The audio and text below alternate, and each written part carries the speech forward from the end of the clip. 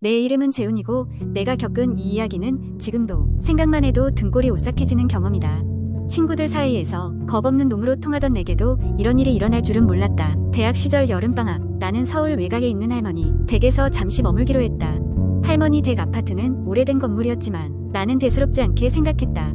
아파트들은 모두 똑같이 생긴 긴 복도로 연결되어 있었고 각 층별로 엘리베이터가 있었다. 어느 날 밤 비가 내려 갑작스럽게 전기가 나갔다. 다행히도 엘리베이터는 비상 전력으로 계속 작동하고 있었다. 나는 편의점에서 간단한 먹거리를 사오기 위해 11층에서 1층으로 내려가려 했다. 엘리베이터에 올라타고 문이 닫히는 것을 기다리며 좀 무서운 느낌이 들었다. 하지만 평소 무서운 이야기를 즐기던 터라 웃으며 넘겼다.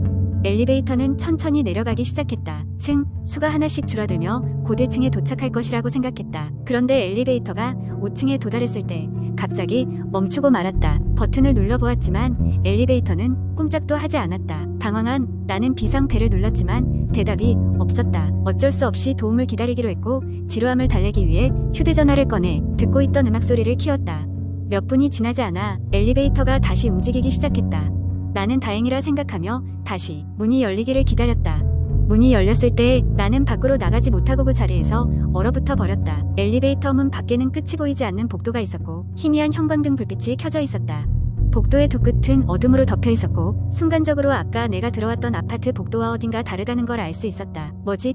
한 층을 건너뛰인가? 라는 생각에 우선 엘리베이터 안에 다시 들어가 층수 버튼을 확인했다. 분명히 1층이었는데 엘리베이터는 멈추어 있는 5층을 가리키고 있었다. 이상한 기분에 다시 밖으로 나갔다. 복도의 섬뜩한 침묵 속에서 발걸음을 옮길 때마다 무거운 공기가 느껴졌다. 조금 더 깊이 들어가자 복도 끝에 그림자가 서 있는 것이 보였다. 사람인가? 라는 생각에 다가가려 했지만 내 발걸음은 점점 더 느려졌다. 그 순간 복도에 울려 퍼진 웃음소리, 어딘지 모르게 익숙한 하지만 너무나도 불쾌한 소리였다. 머리카락 끝이 서는 것을 느끼며 일단 엘리베이터로 돌아갔다. 그러나 재촉하는 내 손놀림에도 불구하고 엘리베이터 문은 닫히지 않았다. 다시 복도를 응시했을 때 그림자는 점점 정체를 드러내며 다가오고 있었다. 도망쳐야 해. 머릿속에서는 수많은 경고음이 울리고 있었다. 엘리베이터는 여전히 반응하지 않았고 나는 결국 복도를 따라 달리기 시작했다. 무언가가 내 뒤를 쫓고 있다는 공포감에 가슴이 터질 듯했다. 그러나 복도는 끝이 보이지 않는 미로같이 계속 이어졌다. 마지막 순간 뒤돌아본 나는 상상도 할 수 없는 무언가와 눈이 마주쳤다. 형체는 마치 사람 같았지만 그 어떤 인간도 아니었다. 순간 나는 바닥에 넘어졌고 이후 의식이 끊겼다. 나중에 눈을 떴을 때 나는 병원 침대 위였다. 친구들이 내 주위를 둘러싸고 안도의 미소를 짓고 있었다. 그 사건 이후 아무도 내가 경험한 일이 실제로 일어났다고 믿어주지 않았다. 그저 그날 밤의 어두운 복도가 만들어낸 상상이라며 치부할 뿐이었다. 그러나 그날 이후로도 때때로 나는 끝나지 않은 복도를 그 그림자를 떠올리며 소름 돋을 수밖에 없었다. 엘리베이터를 탈 때마다 다시 그곳으로 가게 되지 않을까 두려운 마음이 들었다. 분명히 말할 수 있는 건 그날 밤 엘리베이터에서의 경험이 단순한 두려움 이상의 의미를 갖는다는 것이다. 두 번째 이야기. 한국 인터넷에는 다양한 공포 썰이 존재하지만 그 중에서도 가장 인상적인 이야기 중 하나는 기묘한 아파트와 관련된 이야기일 것입니다. 이 이야기는 여러 변형이 있으며 사람들 사이에서 회자되는 대표적인 도시 괴담입니다. 아래는 그 중에서도 가장 유명한 버전 중 하나입니다. 어느 한적한 도시 외곽에 위치한 오래된 아파트 단지가 있었다. 이 아파트는 처음에는 가족 단위의 주민들로 붐볐지만 세월이 지나면서 건물이 낡아가고 주변 환경이 변화하면서 점차 사람들이 빠져나가고 결국 몇 가구만이 남아있는 쓸쓸한 장소가 되어버렸다. 아파트 단지에 남아있는 사람들은 대부분 고령의 노인들이었다. 그들은 이사를 갈 수 있는 여건이 되지 않아서 어쩔 수 없이 이곳을 떠나지 못하고 살고 있었다. 이상할 정도로 고요한 이 아파트는 밤만 되면 묘한 긴장감이 감돌았다. 주위에 조명이 거의 없어 어둑어둑한 분위기를 자아내는 이곳에서는 여러 가지 괴담이 떠돌았다. 하루는 그 아파트에 한 젊은 남자가 이사를 왔다. 그는 이곳에 저렴한 임대료에 혹하여 오게 되었고 처음에는 이곳의 분위기에 대해 별 생각이 없었다. 하지만 날이 갈수록 이상한 일들이 그를 괴롭히기 시작했다. 첫 번째로 그가 깨달은 것은 매일 특정 시간대에 이상한 소리가 난다는 것이었다. 새벽 2시가 되면 언제나 복도에서 발소리와 함께 낮은 속삭임이 들려왔다. 정말 귀를 기울여야만 들릴 만큼 희미한 소리였지만 너무나 뚜렷했다. 마치 누군가 오랫동안 복도를 서성이며 중얼거리는 것만 같았다. 처음에는 그저 다른 주민들이 돌아다니는 것이라고 생각했다. 하지만 문제는 시간이 더해가면서 심각해졌다. 소리는 점점 더 뚜렷해졌고 심지어 그의 방문 앞에서 멈추는 듯한 기분마저 들게 했다. 어떤 날 밤에는 문틈으로 차가운 바람이 불어오는 것 같았고 그 바람은 마치 누군가의 숨결처럼 느껴졌다. 그는 오래된 건물이라서 생기는 현상들일 것이고 곧 익숙해질 것이라며 스스로 달래기 시작했다. 하지만 어느 날 조금 더 명확한 증거가 그의 눈앞에 나타났다. 새벽에 소리가 끝나고 아침이 밝아올 무렵 그는 자신의 현관문 앞에서 작은 흙발자국을 발견했다. 아이의 발자국처럼 보이는 그것은 누군가가 일관되게 그의 문 앞에서 발걸음을 멈춘다는 것을 암시하는 듯했다.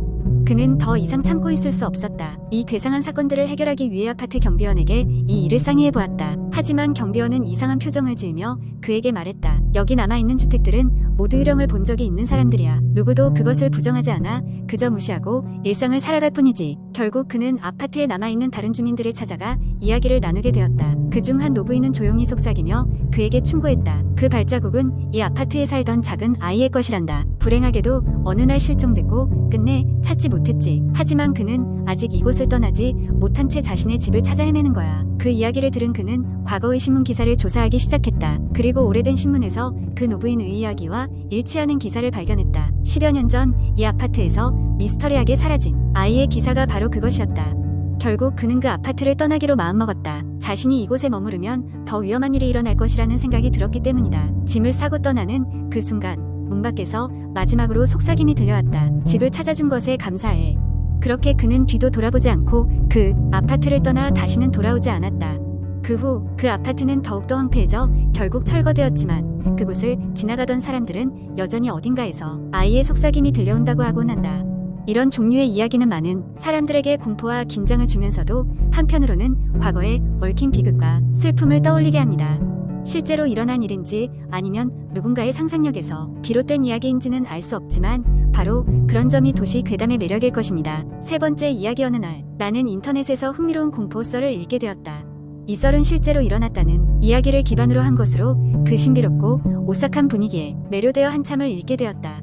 이야기는 한 명의 대학생인 A씨에 의해 시작된다. A씨는 평소처럼 밤늦게까지 학교 도서관에서 공부를 하고 있었다. 시험 기간이라 도서관은 24시간 개방되어 있었고 그는 주로 밤 시간을 이용해 조용한 환경에서 집중하곤 했다.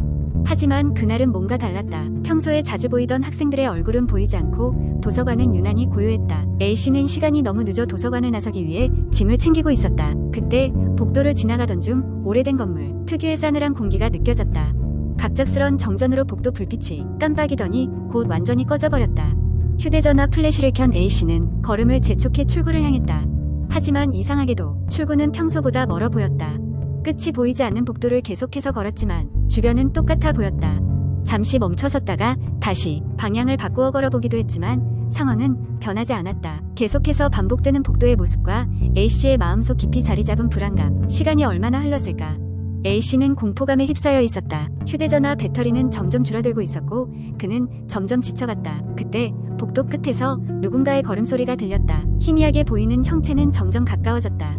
그 형체는 중년 여자의 모습이었다. 도서관 경비원이라고 하기엔 이상한 복장이었지만 A씨는 그녀에게 도움을 청할 수 밖에 없다고 생각했다. 그녀에게 다가가 도움을 요청하려던 순간 그녀의 얼굴이 보였다. 그 얼굴은 인간의 모습이라고 부르기 힘들었다. 왜곡된 미소와 텅 빈 눈동자를 가진 그녀는 천천히 A씨에게 손을 뻗었다. 출구를 찾으려던 그의 발걸음은 그 자리에서 얼어붙었다. 갑자기 모든 것이 정지된 것처럼 보였고 A씨는 눈을 뜬 채로 아무것도 할 수 없었다. 오랫동안 그 자리에 그대로 서 있었던 것처럼 느껴졌다. 그러다 문득 그의 휴대전화가 울렸고 정신을 차린 그는 황급히 전화를 받았다. 그의 친구가 도서관 근처에 있어 데리러 왔다는 것이었다. 전화를 받으며 정신을 차린 A씨는 다시 복도를 걸었다. 어쩐 일인지 이번엔 출구가 눈앞에 보였다. 그는 도서관을 빠져나와 친구의 차에 올라탔고 그 길로 집에 돌아왔다. 그러나 그날 이후로도 A씨는 종종 그 끝없는 복도의 꿈을 꾸곤 했다. 꿈속에서 그는 여전히 출구를 찾고 있었고 그 이상한 여자는 항상 그를 뒤쫓고 있었다. A씨는 도서관의 그 복도가 실제로 존재하는지 그날의 경험이 무엇이었는지를 알아내기 위해 다양한 자료를 찾아보았지만 그 누구도 그와 같은 경험을 한 사람은 없었다. 이 이야기는 인터넷을 통해 퍼져나갔고 그와 비슷한 경험을 했다는 몇몇 사람들의 댓글이 이어졌다. 그 복도가 현실인지 허구인지 아니면 그저 A씨의 상상에 불과했던 것인지는 여전히 미스터리로 남아있다. 그러나 이 이야기를 읽은 이들 중 몇몇은 가끔씩 예전 같지 않은 복도를 걸을 때마다 혹시 저 끝없는 복도가 아닐까 하고 두리번거리게 된다는 후일담을 전하기도 했다. 이 이야기는 그렇게 사람들의 마음속에 오래도록 남았다.